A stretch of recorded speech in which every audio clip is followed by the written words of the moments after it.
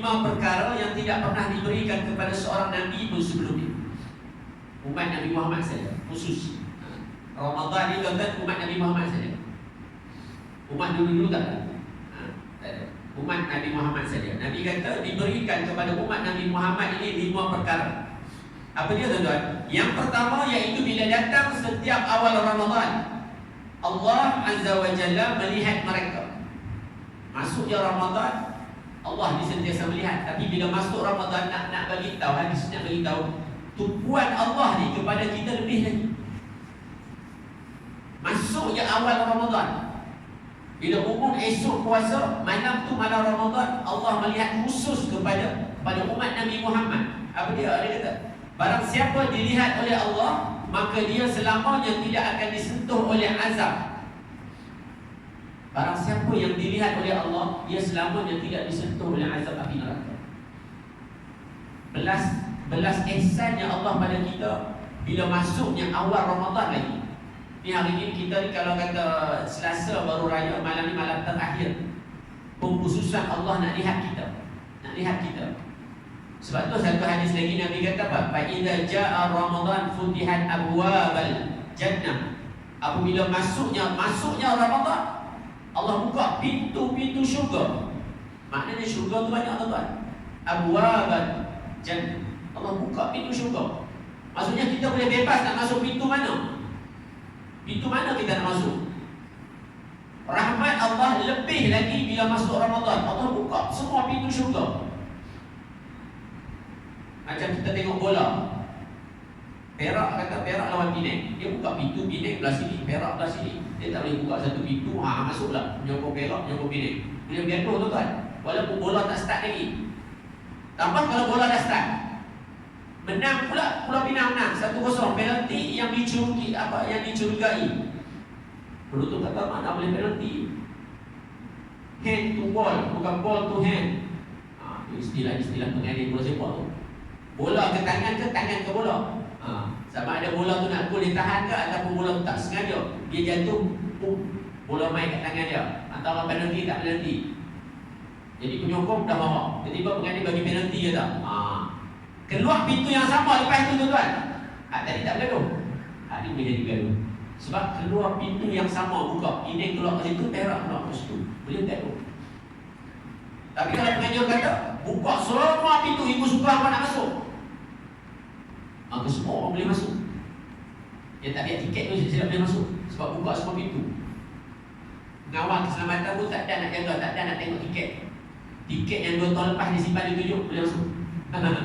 Jadi ada lawan, Perak lawan Penang. Bila masuk Ramadan, Allah kata Allah buka seluas-luas pintu syurga. Banyak pintu syurga masuk. Dan bagi orang yang puasa ni, pintu syurga dia apa dia tuan? Ar-Rayyan. Ar-Rayyan ada pintu khas untuk orang yang puasa. Nabi cerita, Nabi kata di syurga lagi kita ni akan dipanggil masuk dalam syurga mengikut amalan, mengikut kelebihan amalan kita. Kalau kita ni kaki sedekah, pintu sedekah akan panggil kita. Mai, si fulan bin si fulan masuk. Kalau kita ni rajin pergi umrah, pintu umrah akan panggil kita. Kalau kita ni rajin solat, pintu solat akan panggil kita. Kalau kita ni rajin puasa, pintu puasa akan panggil kita. Pintu puasa Ar-Rayyan di syurga ni, dia akan panggil. Kumpulan-kumpulan orang yang puasa ni tuan-tuan, dia akan panggil. Puasa wajibnya pada bulan Ramadan bagus. Puasa sunat Isnin Kamisnya bagus. Puasa hari Tasu'a, puasa hari Ashura, puasa putih 13, 14, 15. Diambil puasa sunat ni semua ambil. Saya alhamdulillah tuan-tuan, saya bertemu dengan orang yang rajin puasa. Saya bertemu dengan orang yang rajin puasa. Ada seorang dia puasa Isnin Khamis tak pernah miss. Kita tanya dia, cikgu apa start puasa Isnin Khamis tak pernah miss ni start bila? Dia pun fikir punya lama, dia tak tahu tahun bila, dia kata 15 tahun dulu ke 16 tahun dulu. Dia pun tak tahu. Maknanya lama dah dia beramal dengan puasa Isnin Khamis. Sekolah buatlah makan-makan ke apa, aku tetap puasa Isnin Khamis. Nak buatlah hari guru ke, makan-makan hari raya ke, kalau jatuh hari tu hari Khamis, aku tetap puasa. Cikgu buku bagi dia balik. Ada orang yang istiqamah puasa Isnin Khamis. Hati kalau dia masuk syurga, dia akan masuk pintu syurga Ar-Rayyan, pintu puasa. Dan ada juga orang yang berpuasa bila masuk Rejab, Syakban, dia puasa penuh. Maknanya kita puasa tunggu Ramadan saja. Dia puasa sejak start Rejab, Syakban 30, 90 hari. Saiki dia raya sehari, dia tak makan 90 hari. Dia puasa start Rejab, Syakban, Ramadan. Lepas tu raya sehari. Lepas tu dia puasa balik 6. Sepanjang 90 hari dia buka sehari sebab raya. Kemudian dia tambah puasa 6 lagi. Saya jumpa orang yang macam itu tuan. Tepat. Kita puasa juga, tapi bila bertemu dengan majlis ekonomi negara ke, majlis sekolah kan kita buka. Kita meraihkan orang. Itu pun satu pahala juga. Tapi orang yang macam itu bagus tuan. Dia istiqamah. Nabi bila cerita ada orang dipanggil mengikut amalannya. Pintu syurga panggil dia mengikut amalan. Abu Bakar ketika itu ada, dia tanya, "Ya Rasulullah, boleh tak seorang tu dipanggil banyak pintu? Pintu syurga banyak. Boleh tak seorang tu dipanggil banyak pintu untuk masuk dalam syurga?" Maknanya dia bukan saja banyak puasa, dia juga banyak sedekah, dia juga rajin solat, dia juga rajin pergi umrah, dia juga rajin pergi tolong orang. Boleh tak? Abu Bakar kata. Nabi tersejuk gagal dengan soalan Abu Bakar. Nabi kata boleh. Dan salah seorangnya kamu. Abu Bakar tanya, kenapa tak? Abu Bakar kata, boleh tak seorang tu dipanggil banyak pintu? Sebab amalan dia banyak. Nabi kata boleh. Dan salah seorangnya kamu, wahai Abu Bakar, yang akan dipanggil oleh banyak pintu syurga untuk masuk. Ini kelebihan sahabat baginda lah. Sebab Nabi pun biasa kata, Abu Bakar ni kalau ditimbang amalan pahalanya di sebelah kanan, ditimbang amalan seluruh umat Nabi Muhammad di sebelah kiri. Amalan pahala Abu Bakar ditimbang bersama dengan kita semua. Nescaya berat lagi amalan Abu Bakar. Berat lagi amalan Abu Bakar. Hebatnya seorang sahabat yang bernama Abu Bakar As-Siddiq. Tuan-tuan, kemudian yang kedua, tadi yang pertama, yang kedua, bau mulut mereka pada petang hari di sisi Allah lebih harum daripada aroma minyak kasturi. Ini Nabi kata bila masuk Ramadan kita berpuasa sememangnya, dan kita pun terasa bau mulut kita agak kurang menyenangkan. Tapi di sisi Allah Subhanahu wa taala, bau mulut orang yang berpuasa ini lebih harum daripada bau kasturi. Kasturi ini kira bandingan bau yang paling harum. Minyak wangi yang paling harum. Sebab itu disebut sebagai kasturi. Kasturi main daripada mana? Dia berkata daripada kijang. Susu kijang dibuat bauan wangi kasturi. Kalau kita tengok orang jual di pasar malam, dia ada bau original kasturi. Tuan-tuan try tengok dalam kandut. Orang kata susu kijang. Tak macam mana saya beritahu tak. Tapi bau kasturi adalah bauan yang paling wangi. Nabi kata bau mulut orang yang berpuasa lebih wangi daripada bau kasturi. Nak tunjukkan kita bahawa apa tuan-tuan? Bahawa biar macam mana pun orang kata kita puasa, busuk macam mana pun kita, tapi di sisi Allah adalah lebih baik. Lebih baik daripada orang yang tak puasa. Kita heran kan? Kita heran bila masuk bulan Ramadan tuan-tuan. Bila masuk Ramadan, kita tak rasa lapar. Kita tak rasa lapar. Tapi kalau kita tak masuk Ramadan, pukul 9 lapar dah perut. Kita duduk di pejabat, pukul 9 lapar dah perut. Kalau pukul 10 tak turun lagi, perut berkeroncong dah. Tapi bila masuk bulan puasa tak rasa apa pun. Itu nikmat orang puasa. Nikmat. Itu yang perlukan niat. Sebab itu dalam Islam perlukan niat. Niat itu menentukan pahala, menentukan amalan kita. Innama a'malu binniyat. Sesungguhnya setiap amalan itu dimulakan dengan niat. Niat itu tuan-tuan, bila kita niat, kita dah hantar satu maklumat kepada saraf otak kita. Kita telah hantar satu maklumat bagi tahu ke otak kita bahawa esok aku nak puasa, tolong sediakan fizikal untuk aku tahan daripada lapar dan dahaga. Bila kita niat malam hari, kita azam nak puasa esok, ni dah hantar dah komputer dalam kepala kita ni lebih hebat daripada komputer laptop yang kita beli di luar tu. Dia lebih cepat, prosesor dia tu lebih kuat. Dia hantar dah maklumat esok ni dia ni nak puasa, tolong tahan dia daripada makan dan minum, lapar dan dahaga. Dan dia boleh tahan. Sebab tu kita rasa tak lapar, sebab maklumat dah dihantar lebih awal. Cuba kalau kata esok kita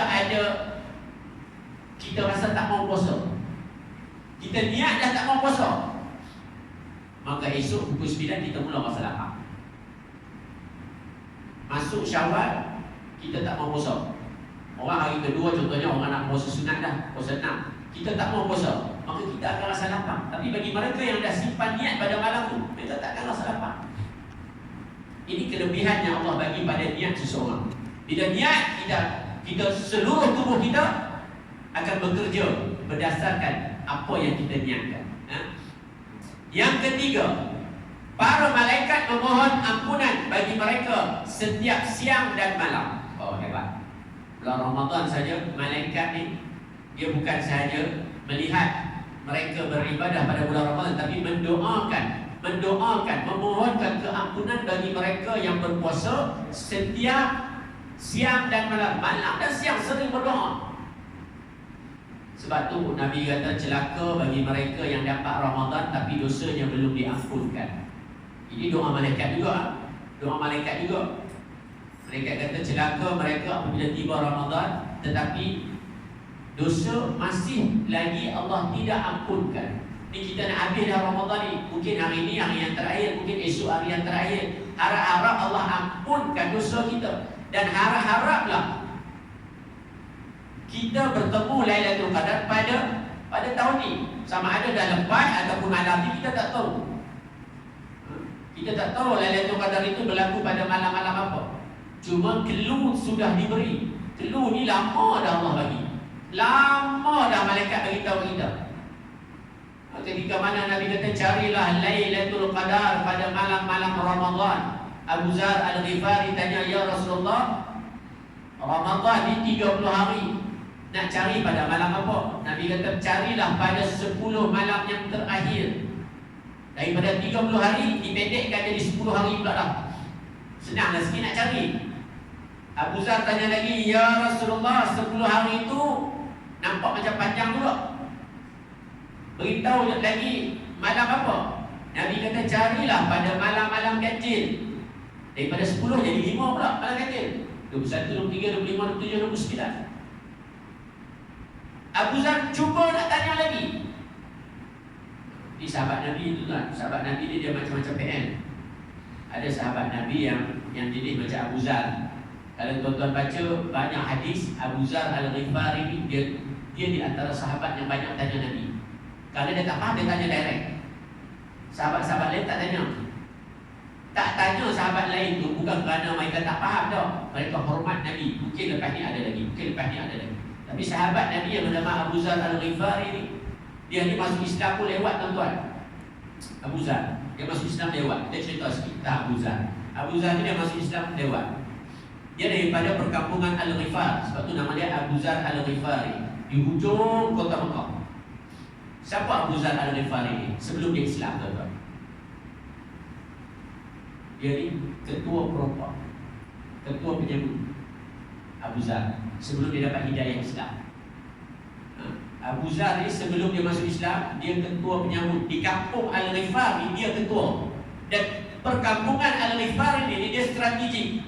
Di antara orang nak pergi berdagang ke Syam, mesti lalu kampung tu. Dia tak ada jalan lain, mesti lalu kampung tu. Bila ada pedagang lalu saja kampung tu, mereka kena bayar harga barang dagangan sebab masuk kampung tu.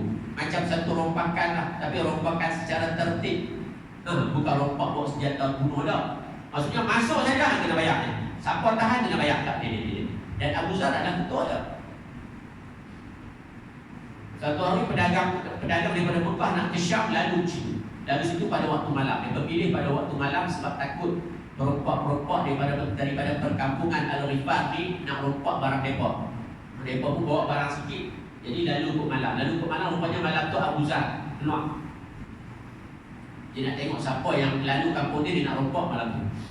Kebetulan bila dia lalu, geng-geng pedagang ni lalu ke kampungan tu dalam keadaan berjaga-jaga. Mereka pun berehat di tepi batu yang besar. Mereka pun sembang sama mereka. Mereka kata kita sekarang berada di perkampungan Al-Rifat. Hati-hati. Dengar cerita 2-3 bulan yang lepas kawan kita kena sambung di sini lah. Dia kata ketua dia adalah Abu Zar. Abu Zar masa tu ada. Dia duduk mati ya, kawan ni pasal penyokok ni. Rupanya hak geng yang nak lari daripada perompak yang bernama Abu Zar. Abu Zar ada malam tu dan dia dengar cerita 2 orang sahabat ni. Dan lagi lepas kita rehat ni, jalan dulu. Lepas tu bawa aku jalan. Takut-takut kita bertemu dengan perompak yang bernama Abu Zar. Oh, jadi kalau rompak bukan sikit-sikit dia ambil, silat-silat separuh harta kita. Jadi barang dagangan kita yang kita nak bawa ni tinggal separuh. Kok mana kita nak dapat modal, kok mana kita nak dapat untung. Abu Zar dengar dia buat dia sangkat sebab nama aku. Abu Zar kata daripada aku nak ambil sikit, aku yang nak ambil semua orang tadi. Jadi sebelum dia berjalan, mereka teruskan perjalanan. 2 orang sahabat ni kata Abu Zar ni dia tak faham lagi dengan agama Islam yang kita anuti hari ini. Kalaulah dia dapat bertemu Nabi SAW, saya percaya dia pasti akan terpegun. Dia pasti akan terpesona dengan Islam yang Nabi bawa. Abu Zar tak kenal Nabi masa tu. Dan dia pun tak pernah keluar daripada perkampungan Al-Rifat ni, tuan-tuan. Bila sahabat duk sembang nama dia dikaitkan dengan Nabi, dia ketua perompak. Dia kata, mana boleh tengok seseorang dah terpukau dengan agama yang dia bawa. Abu Zar keluar. Dia terkejut. Dia tengok, orang yang mereka kata depan tu, depan dia pun sekarang dah ada. Abu Zar kata, mana nak lari? Abu Zar kata, aku dengar kamu sebut nama sebulan nama Muhammad sallallahu alaihi wasallam. Abu Zar kata, tolong bawa aku jumpa dia. Aku nak tengok takat mana hebatnya Nabi kamu. Aku orang sahabat ni tak jadi pim niaga, tuan-tuan. Tak jadi pim niaga, pergi bawa Abu Zar pergi jumpa Nabi. Di Mekah, nama Abu Zar dah memang terkenal. Walaupun dia tak bisa sampai ke kota Madinah, di Madinah. Walaupun dia tak pernah sampai di kota Madinah, tapi nama dia sudah cukup terkenal. Kerana apa? Kerana setiap kali pedagang-pedagang balik saja ke kota Madinah, mereka akan cerita, kami telah dirompak oleh orang yang bernama Abu Zar di perkampungan Al-Rifat. Jadi nama dia dah terkenal. Jadi bila 2 pedagang bawa balik Abu Zar ke Madinah, orang yang mereka temu, orang yang pertama adalah Sayyidina Ali bin Abi Thalib. Sayyidina Ali kenal dia. Sayyidina Ali kata, hanggu orang dia perompak ni sebab apa? Jawab, dia nak jumpa Nabi SAW. Sayyidina Ali pergi pecut dulu, pergi jumpa Nabi. Ya Rasulullah, ketua perompak datang nak jumpa kamu, nak tengok kamu. Nabi kata, ada apa urusan? Dibawa oleh 2 orang pedagang yang nak berdagang ke Syam. Nabi kata, kalau dia datang dengan cara yang baik, kita sambut dengan cara yang baik. Ini Nabi dengan sifat yang ada pada Nabi. Bukan dia bersedia dengan apa, dengan perisai ke, dengan pedang ke. Tak. Dia kata kita sambut tetamu kita dengan cara yang baik kalau dia masuk dengan cara yang baik. Abu Zar masuk saja ke pintu, Nabi pusing tengok dia. Dia tengok Nabi, tuan-tuan. Di situ berlaku kontak mata. Nabi masa tu tak mengadap dia. Dia masuk ke pintu, dia tak masuk sampai dalam lagi. Dia baru tercegat depan pintu. Mana Muhammad? Nabi Muhammad pusing tengok dia. Dan ketika itu dia tengok Nabi, dan mata bertemu mata. Kata orang apa? Mata. Apabila mata bertemu mata, maka turun rasa cinta. Jadi Abu Zar nampak Nabi begitu, dan Nabi pun nampak dia, dan sahabat terpinga-pinga. Umar kata, aku pun tak pernah lihat Nabi selama itu. Abu Bakar kata, aku pun tak pernah bertemu mata dengan Nabi begitu lama. Abu Zar tengok Nabi, Nabi tengok dia begitu lama. Tengok sahabat ni dah jadi macam terpukau dengan suasana macam itu.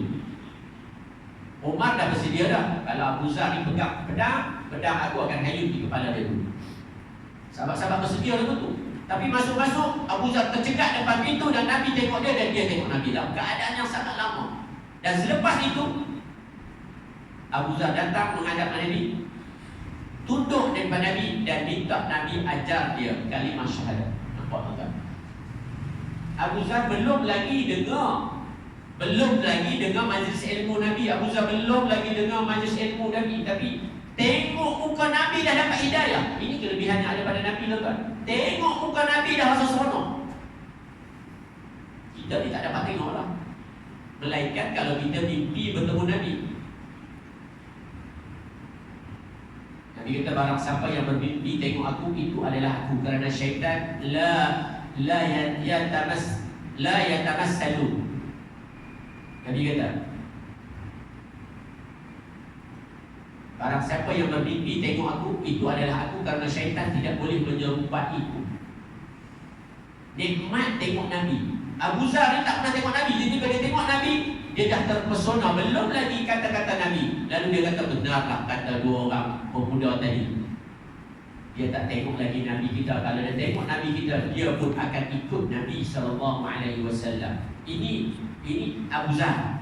Dia masuk Islam. Selepas dia masuk Islam, dia tinggalkan semua tugasan perompak dia di kampung Al-Ghifar. Lalu Nabi gelar dia Abu Zar Al-Ghifari. Abu Zar yang berasal daripada perkampungan Al-Ghifar. Dia sentiasa berada pada sisi Nabi, Abu Zar. Dan satu pesan Nabi sebelum Nabi wafat, Nabi kata apa? Nabi kata, wahai Abu Zar, anta da'i. Nabi kata, wahai Abu Zar, kamu ni lemah. Kamu tak boleh jadi pemimpin. Sebab Nabi semasa hidup dia, Nabi nanti, okey, kawan tu jadi gubernur di Mesir, kawan ni jadi ketua panglima perang Khalid Al-Walid, Huzaifah jadi pemegang amanah. Nabi dah bagi dah tugasan semasa Nabi hidup. Abu Zar, dia orang rapat Nabi. Tiba-tiba dia tunggu jawatan dia. Apa jawatan dia? Dia tanya, ya Rasulullah, aku ni jawatan apa? Komen-komen bagilah jawatan. Nabi kata, anta da'if. Abu Zar, Nabi kata, kamu lemah wahai Abu Zar. Kamu tak boleh pegang jawatan. Dan selepas daripada itu, Abu Zar tak pernah pegang apa-apa jawatan dan tak pernah minta apa-apa jawatan pada Nabi. Sebab Nabi sendiri kata kat dia, Nabi kata, wahai Abu Zar, walaupun kamu ni hebat di sisi aku, pandangan para sahabat, tapi kamu tak boleh pegang jawatan kerana kamu lemah. Dan Nabi tak sebut kelemahan Abu Zar itu apa. Cuma dari sudut kepimpinan, Abu Zar tak boleh jadi pemimpin. Dia sahabat Nabi, dia seorang-seorangnya sahabat yang Nabi kata dia ini tidak boleh jadi pemimpin. Sebab kelemahan dia mungkin dalam aspek pengurusan kepimpinan itu dia lemah di situ. Dan Nabi pesan ke Abu Zar, wahai Abu Zar, kamu tak boleh jadi pemimpin kerana kamu lemah. Selepas Nabi SAW wafat, tuan-tuan, naik Abu Bakar As-Siddiq. Abu Zar masih hidup. Ini di antara sahabat-sahabat. Bila Abu Bakar buat satu rundingan, satu mesyuarat bersama dengan pemimpin-pemimpin ketika itu, Abu Zar tak dibenarkan masuk dalam mesyuarat itu. Sebab dia bukan pemimpin, tapi dia sahabat. Dia bukan pemimpin. Jadi sahabat-sahabat lain tanya Abu Bakar, wahai Abu Bakar, panggillah Abu Zar masuk. Dia pun sahabat Nabi, mungkin ada kalam daripada dia, mungkin ada kalimah daripada dia yang kita tak tahu dia bersama Nabi. Ni kita nak tentukan satu-satu hukum ni, panggillah Abu Zar ni sebab dia pun sahabat Nabi. Abu Bakar kata, aku pernah dengar Nabi kata kepada Abu Zar, dia ni tak boleh jadi pemimpin, jadi aku tak jemput dia masuk dalam mesyuarat kita. Nampak tuan-tuan? Meninggal Abu Bakar perintah tak lama, 2 tahun saja. Abu Bakar tinggal naik Sayyidina Umar. Pun begitu, Abu Zar diketepikan. Dan Abu Zar pun faham diri dia, dan dia pun tidak termimpi-mimpi untuk ikut mesyuarat expo ke, mesyuarat apa ke. Dah, dia pun faham sebab Nabi kata, kamu tak boleh pegang pemimpin. Meninggal Umar, 10 tahun berkhidmat. Naik Osman, tuan-tuan. Pun Osman meminggirkan Abu Zar. Ketika itu sahabat yang hidup tinggal sikit. Sahabat yang meninggal dunia sudah banyak dan tinggal sikit sahabat. Dan Abu Zar antara sahabat yang masih hidup. Dan orang cuba panggil. Dan ketika itu Osman ni hati dia lembut tuan-tuan. Dia kata kalau apa desak-desak sangat panggillah dia masuk. Mesyuarat esok panggil dia masuk. Panggil dia masuk dalam mesyuarat. Dia tak pernah masuk pada zaman Abu Bakar, Umar. Tiba-tiba zaman Osman panggil dia masuk. Antara teruja ataupun antara sanksi. Panggil dia masuk dalam mesyuarat, orang pun putuskan satu hukum. Ada orang tanya, wahai Amirul Mukminin, apa hukum harta setelah buat bayaran zakat? Dia ni seorang hartawan, jutawan, dia dah buat bayaran zakat yang wajib. Kemudian harta dia banyak lagi di rumah tu. Harta simpanan dia banyak lagi. Yang elok-elok tu banyak lagi. Jadi harta tu nak buat macam mana? Tuan-tuan, Osman belum jawab lagi. Soalan tu Osman belum jawab lagi. Abu Zar bangkit, pegang tongkat dia, pergi katok kepala orang yang tanya tu. Dia pergi katok kepala orang yang tanya tu. Dia baca satu ayat Quran, dia kata, tidakkah kamu perhatikan bagaimana Allah Subhanahu wa ta'ala telah berkata bahawa apabila kita nak sedekah, kita nak infak, kita bagi harta kita yang terbaik. Maknanya sedekah banyak, simpanan sikit. Bukannya bayar yang wajib, yang banyak tu simpan kat kita. Dia pergi katok kepala orang. Osman kata, aku dah nampak dah, jangan bawa masuk dia. Bawa masuk. Sebab Abu Zar ni rupanya dia syahid. Dia seorang pemimpin yang berpegang teguh dengan ayat Quran dan hadis Nabi. Bila hadis Nabi kata macam tu, dia akan ikut straight. Dia tak ada dah nak khilaf, tak ada. Dia tak ada dah kata, ini wajib, dia dah wajib. Yang sunat ni simpan kat kita. Dah buat yang wajib, ini jadi hukum harus. Dah, dia kalau kata, yang terbaik, kena terbaik. Itu, rupanya Abu Zar ni tak boleh jadi pemimpin sebab dia straight sangat. Rupanya dia jadi pemimpin tak boleh straight sangat, tuan-tuan. Walaupun hukum dah ada dah, dia tak boleh straight sangat. Dia kena tengok sudut hukum dari pelbagai sudut. Abu Zar dia tak mau macam tu. Dia nak straight to the point. Usman kata, aku dah apa yang mau masuk dia, apa masuk Allah. Apa orang tahu bagaimana Nabi kata Abu Zar tak boleh jadi pemimpin sebab dia keras sangat tu. Umar yang sekeras-keras Umar pun tak straight macam tu tuan. Tapi Abu Zar begitu. Ini berkenaan dengan Abu Zar. Abu Zar ni orang yang paling banyak tanya. Bila dia tanya Nabi SAW, tolong beritahu Ustaz, bila berlakunya Qiyamul Lail, bila berlakunya Lailatul Qadar, Nabi kata carilah 10 malam terakhir. Bila tanya lagi, Nabi kata carilah pada malam-malam ganjil. Daripada 30 hari jadi 10 hari jadi 5 hari. Abu Zar nak tanya lagi. Abu Zar kata, ketika aku hampir nak tanya soalan yang seterusnya, tolong beritahu Ustaz, dalam 5 hari itu malam apa? Kalau tidak mungkin kita tahu Lailatul Qadar yang jatuh malam apa. Ketika mana aku cuba nak tanya Nabi, Abu Zar kata, Nabi tekan paha. Kemungkinan waktu itu Abu Zar duduk berdekatan dengan Nabi. Nabi tekan paha aku, memberi isyarat, jangan tanya dah Abu Zar. Jangan tanya dah. Kalau tidak kita tahu malam Lailatul Qadar itu pada malam apa. Tapi disebabkan Abu Zar kata ketika itu Nabi tekan paha aku, lalu aku tak tanya. Kalau tidak pasti aku akan tanya. Abang directlah ya Rasulullah, malam apa senang kami nak beribadah. Nabi biasa tuan-tuan nak habaq malam Lailatul Qadar tu malam apa. Tapi ketika Nabi nak beritahu, Nabi turun, Nabi tengok dua orang sedang bergaduh. Lalu rahsia Lailatul Qadar diangkat kembali. Nabi biasa nak beritahu malam Lailatul Qadar tu malam apa. Turun-turun tengok ada dua orang yang sedang bergaduh. Lalu diangkat rahsia Lailatul Qadar sampai hari ini. Kita tak tahu. Walaupun para ulama telah pun memberi gambaran berdasarkan pengalaman. Ada yang kata malam 27 berdasarkan surah Al-Qadr, inna anzalnahu fi lailatul qadr. Lailatul qadr disebut 3 kali dalam surah tu. Inna anzalnahu fi lailatul qadr. Wa ma adraka ma lailatul qadr, ulang kali 2. Lailatul qadr ulang kali ketiga. Dan hijaan lailatul qadr lam ya lam ta alif lam qaf dal ra. Lam ya lam ta alif lam qaf dal ra, 9 huruf. 9 kali 3 tempat Lailatul Qadar turun, 9 kali 3 27. Lalu disebut sebagai formula dia, malam Lailatul Qadar disebut sebagai turun yang pada malam 27. Dan ada yang kira mengikut hitungan hari bulan puasa. Bila puasa? Puasa jatuh pada hari Ahad. maka Lailatul Qadar jatuh pada malam 29. Ada yang buat kiraan macam itulah berdasarkan pengalaman mereka.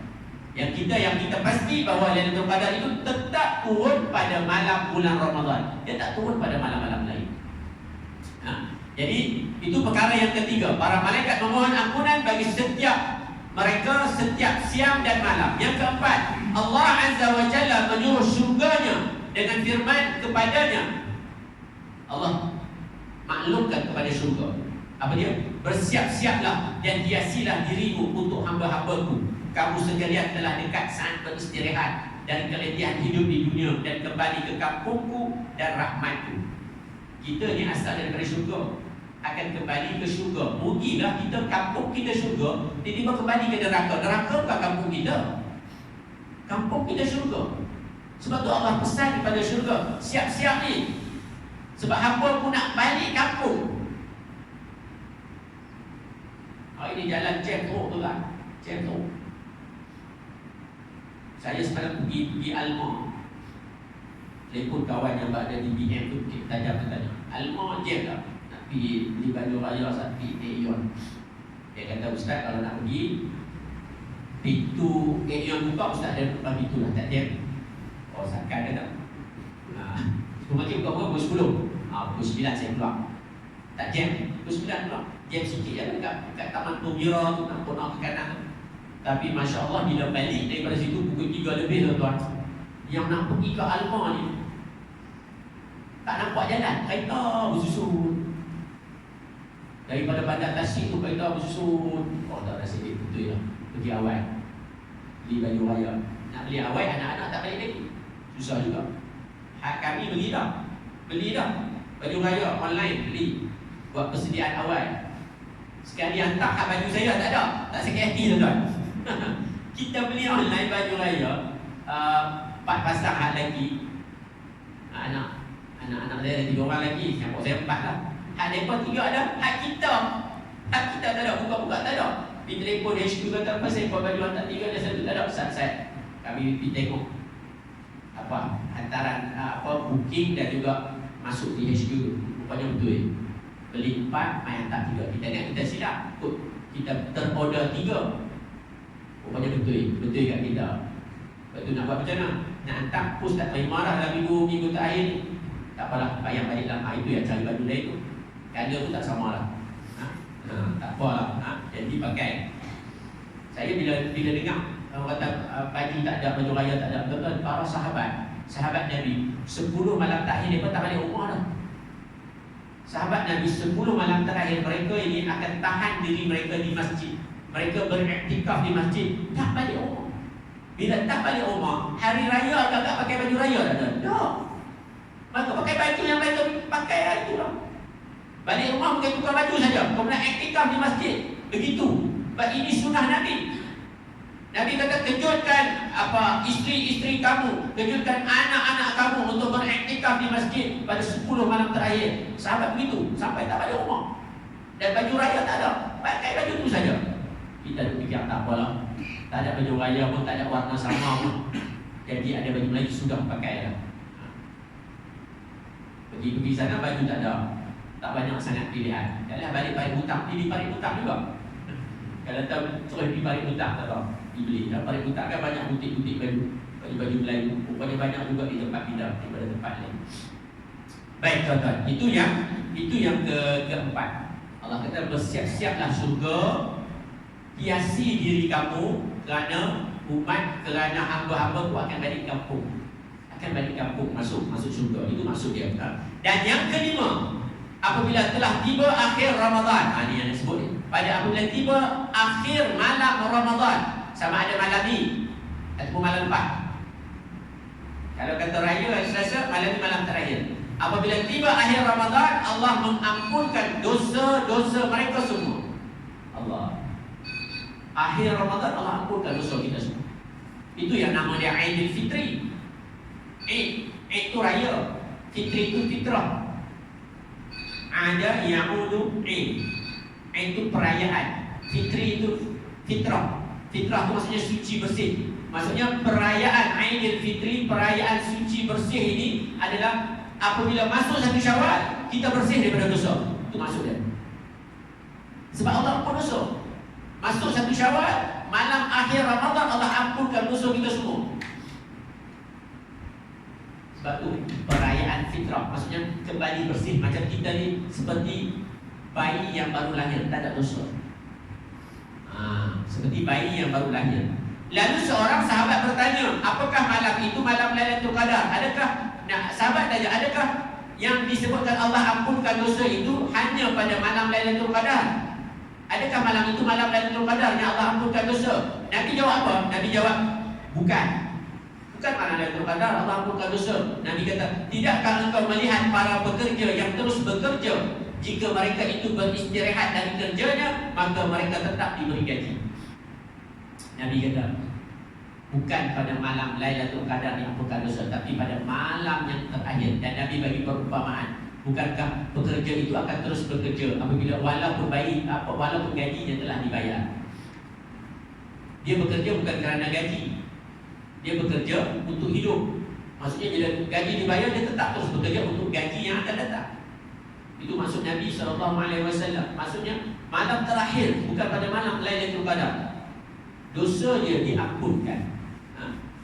Ini hadis riwayat Imam Ahmad dan Baihaqi. Ini keimanan. Keimanan kita, bagaimana kita menerima Ramadan sebagai tamu kita. Sahabat bila Ramadan nak berakhir, mereka ini akan sedih, menangis. Dah 10 hari duduk di masjid beriktikaf, berjurai air mata ni. Kena pula kata esok last Ramadan, sedih mereka. Sebab apa? Sebab takut pada Ramadan akan datang, mereka tak sempat. Allah tarik nyawa, tak sempat nak jumpa Ramadan yang akan datang, tak sempat nak ligat Lailatul Qadar. Kalau kita dikurniakan umur yang panjang, maka kita sempatlah. Tapi kalau dikurniakan umur yang panjang tapi tidak menghargai Ramadan yang Allah beri, pun tak guna juga. Ramai tuan-tuan yang buat tak tahu dah Ramadan, kita apa hebat? Dia buat tak tahu dah Ramadan. Kok dah nak main, dulu tak pernah main surau, kok dah main Ramadan ni. Nak main sebayang sekali-sekala di surau. Tarawih kita tengok, dia ni bukan kerja pun, tapi duduk rumah kereta ada, motor ada, rumah dekat dengan masjid, rumah dekat dengan surau, tapi tak pernah datang. Tuan-tuan, Allah pilih rumah kita dekat dengan jauh, semua ada maksud tuan-tuan. Ada orang yang Allah beri kemudahan beli rumah, dia tengok rumah di depan surau, dia pun tak pasal dengan surau. Ada orang yang Allah pilih, dia beli rumah tu, dia cari surau dulu, jauh sana tu. Ini kalau hujan dengan naik kereta ni, kalau naik motor, garanti basah. Orang depan rumah, depan dia surau, dia kata ini hujan lebat ke, aku lari, basah saya.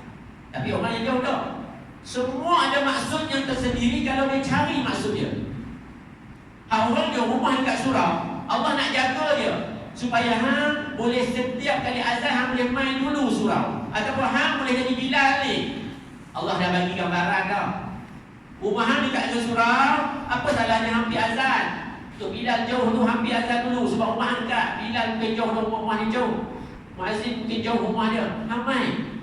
Ataupun kalau hang tak boleh main surau, sekali-sekala hang dari rumah hang boleh dengar majlis ilmu. Ini kelebihan orang yang ada rumah dekat surau.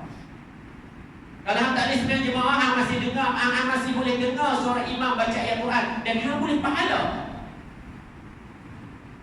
Tapi kalau dia tak ambil kesempatan itu, anugerah yang Allah bagi rumah dekat surau, dia tak ambil, dia sangat rugi. Tak pernah main surau, tak pernah bergaul dengan orang surau, dia sangat rugi. Dan kita yang rumah jauh daripada surau dan masjid pun ada kelebihan dia. Allah kata, aku letak rumah hang jauh dengan masjid, aku letak rumah hang jauh dengan surau, supaya setiap kali hang datang surau, setiap kali hang datang masjid, hang boleh lebih pahala daripada orang yang dekat dengan masjid. Orang dekat dengan masjid mungkin 20 langkah sampai dah. Setiap langkah itu dia boleh pahala. Setiap langkah dia boleh pahala gugurkan dosa, pahala gugurkan dosa, pahala gugurkan dosa. 20 langkah banyak mana? Kita yang rumah jauh berlangkah-langkah, sama ada naik kereta, naik motor, naik basikal, setiap putaran roda tu kita boleh pahala kurang dosa, pahala kurang dosa. Kita kena ambil kesempatan tu. Rumah kita jauh, ambil kesempatan kau pahala untuk dapat pahala, pergi saja. Pergi saja. Pergi tu, kita sampai masjid, kita sampai surau, pahala kita lebih dah daripada orang yang rumahnya dekat dengan surau. Pahala kita lebih dah. Belum lagi kita senang jemaah, pahala kita dah menimbun dah. Ini kelebihannya. Sebab tu kita kena menghargai Ramadan yang hampir nak tinggalkan kita. Entah kita ni bakal bertemu Ramadan pada masa akan datang ataupun tidak. Ia semua bergantung pada keimanan. Pada keimanan kita. Sebab iman kita ni kadang-kadang nipis, kadang-kadang tebal. Nak tebal macam mana iman kita ni, kena mantapkan iman kita macam mana, kita kena sentiasa bergaul dengan orang yang mantap iman. Kalau kita sentiasa bergaul dengan orang yang kurang iman, maka kita lama-lama pun akan ikut style mereka. Saya kata cukup sekadar itu perkongsian kita pada pagi ini, tuan-tuan. Mudah-mudahan Ramadan kali ini Allah leburkan dosa-dosa kita pada tahun-tahun yang lalu. Dan apabila timbulnya Syawal, bulan Syawal, mudah-mudahan kita bersih seperti bayi yang baru lahir. Dan ketika itu tuan-tuan, kalau kita Allah tarik nyawa kita pada satu Syawal pun, kita boleh tersenyum depan malaikat. Kita boleh tersenyum. Yang pertama sebab apa? Yang pertama Allah ampunkan dosa kita yang lama-lama. Yang kedua, kita dapat pula pahala Lailatul Qadar lebih daripada 1000 bulan, bersamaan lebih kurang 83 tahun. Bayangkan, dosa Allah ampun, pahala seperti 83 tahun. Itu kalau sekali kita bertemu. Kalau banyak kali kita bertemu, berapa kali lah? 83 kali. Bertemu 5 kali, 83 kali 5. Meninggal umur 50 tahun, pahala umur ratusan tahun. Macam umur dia ratusan tahun. Soalan mungkar dan nakir dalam kubur itu kita boleh jawab dengan mudah. Dosa tak ada, pahala bertimbun. Ini yang kita mau. Sebab tu kita mengharapkan Ramadan, ya Allah, kalau umur panjang ya Allah, berilah aku kesihatan supaya aku dapat bertemu lagi Ramadan pada masa akan datang. Supaya kita dapat menghargai Ramadan dan Allah buka pintu syurga. Futihat abwabal jannah wa sufidat wa qulikat abwaban nar, dan Allah tutup pintu neraka. Neraka tutup, syurga buka, dan kita boleh masuk beramai-ramai. Dan tuan-tuan, kalau saya tak ada dalam syurga, tuan-tuan panggil saya masuk. Ini kelebihan bagi mereka yang berkawan dengan orang yang alim, orang yang banyak ilmu.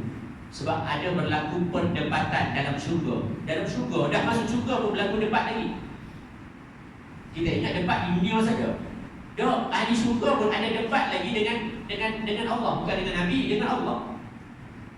Mereka saat ini tanya tuan-tuan, ya Allah, mana kawan aku si Jamil? Allah kata kenapa? Dia sama-sama dengan aku pergi dengan kuliah subuh. Kawan ditanya, ya Allah, mana kawan aku Rosman? Dia sama-sama pergi buat umrah dengan aku. Kawan ditanya, ya Allah, mana kawan aku Roslan? Nabi kata sebab apa? Dia sama-sama berpuasa dengan aku. Kawan semua duk tanya Nabi. Semua duk tanya Allah. Ya Allah, mana kawan aku, mana kawan aku, mana kawan aku? Allah kata tak ada dalam syurga ni, tak ada. Allah kata, aku buka pintu syurga, kamu pergi tengok kawan kamu dalam neraka. Dia akhirat nanti dua tempat dia, sama ada syurga ataupun neraka. Dunia tak ada dah tuan-tuan. Planet Mareh ke apa ke, tak ada dah. Dua tempat je, sama ada syurga atau neraka. Apabila kita duduk dalam syurga, tiba-tiba kita teringat kawan kita, kita petik nama kawan kita depan Allah. Dia ni sama-sama pergi sembahyang subuh dengan aku, ya Rasulullah. Ya Allah, dia ni sama-sama kerjakan umrah dengan aku. Dia ni sama-sama puasa Isnin Khamis dengan aku. Dia ni sama-sama pergi berjihad. Dia ni sama-sama bagi sedekah untuk pembinaan masjid. Mana dia? Rupanya kawan kita dalam keadaan dia buat baik bersama kita, dia ada tergelincir sikit, lalu dia dimasukkan ke dalam neraka. Allah kata, Habib tengok kawan dalam neraka ada tak? Tengok ada tuan-tuan kawan kita yang kita sebut nama tu pakat ada dalam neraka. Dan ketika itu dia hampir nak dibakar oleh api neraka lah. Dia belum bakar lagi, hampir nak dibakar dah. Tiba-tiba nama dia dipanggil, Jamil. Dia tengok kita, angkat tangan. Allah kata, pergi tarik dia masuk syurga. Nampak rahmat Allah luas tuan-tuan. Hanya dengan kerana kita berkawan dengan orang yang bagus-bagus, dia boleh bantu kita ketika mana kita hampir nak dicampakkan dalam api neraka. Nama kita disebut, Allah kata pi tarik kawan hang saudara yang buat baik sama hang, pi masuk dalam syurga. Sebab tu saya selalu pesan dalam majlis saya, kalau tuan-tuan masuk syurga tak nampak saya, petik nama saya tuan-tuan. Takut tuan-tuan kita tergelincir. Takut kita tergelincir. Dan saya pun akan petik nama tuan-tuan. Sebab tu tak rugi kita berkawan dengan orang yang alim-alim. Tak rugi. Tengok dalam handphone kita balik tuan-tuan, kawan-kawan kita banyak di kalangan kawan-kawan yang mengeteh ke, mengopi ke, yang suka hiburan ke, ataupun kawan-kawan yang suka pada majlis ilmu. Kalau ramai je dalam handphone kita ni nombor-nombor orang yang kita anjurkan majlis ilmu, tak mustahil nama kita akan dipetik. Ya Allah, tak nampak pula Tuan Haji Rahim di sini. Allah kata nak kita pintarik dia. Ini nikmat kita berkawan atas dunia ni akan dibawa sampai hari akhirat. Akan dibawa sampai akhirat. Petik saja nama, tarik main. Sampai kan Nabi Allah kata, ada tak lagi kawan kamu yang kamu rasa iman dia sebesar zarah? Kalau ada, panggil. Iman dia sebesar zarah. Hak ni dia bukan kawan baik kita, tapi kita tahu dia pernah buat baik, tapi jahat dia benar. Allah kata kalau ada, hang petik nama dia, tarik juga dia masuk syurga. Allahu Akbar. Nikmat berkawan dengan orang. Sebab tu dengan orang baik-baik ni, tuan-tuan jangan salah sikit-sikit kita maafkan, supaya nanti pokok nama kita dia boleh petik kita. Boleh petik nama kita dan kita boleh ditarik masuk syurga. Ini nikmat berkawan dengan orang yang ada ilmu, orang yang sentiasa membawa kepada kebaikan. Sebab kita ni kalau nak masuk syurga kerana puasa, takut tak layak. Kerana sembahyang, takut tak layak. Kerana sedekah, takut tak layak. Jadi kita mengharapkan sahabat-sahabat kita dapat bantu kita, bukan setakat di dunia, malah di akhirat. Wallahu a'lam bissawab. Assalamualaikum warahmatullahi wabarakatuh. A'udzu billahi minasyaitonir rajim. Bismillahirrahmanirrahim. Alhamdulillahirabbil alamin wassalatu wassalamu ala asyrofil anbiya'i wal mursalin wa ala alihi washabbihi ajma'in. Allahumma inna nas'aluka ridhaka wal jannah wa na'udzu bika min sakhatika wan nar. Allahumma innaka 'afuwwun karim tuhibbul 'afwa fa'fu 'anna wa 'an walidina wa 'an jami'il muslimin wal muslimat bi rahmatika ya arhamar rahimin. Allahumma fakihna fid din wa 'allimna ta'wil wa ihdina siratal mustaqim. Ya muqallibal qulub saddid qulubana 'ala dinik wa 'ala ta'atik. Rabbana la tuzigh qulubana ba'da idh hadaytana wa hab lana min ladunka rahmah innaka antal wahhab. Rabbana atina fid dunya hasanah wa fil akhirati hasanah wa qina 'adzaban nar. Wa sallallahu 'ala khairi khalqihi Muhammadin wa 'ala alihi wa sahbihi wa sallam. Walhamdulillahi rabbil alamin. Alhamdulillah.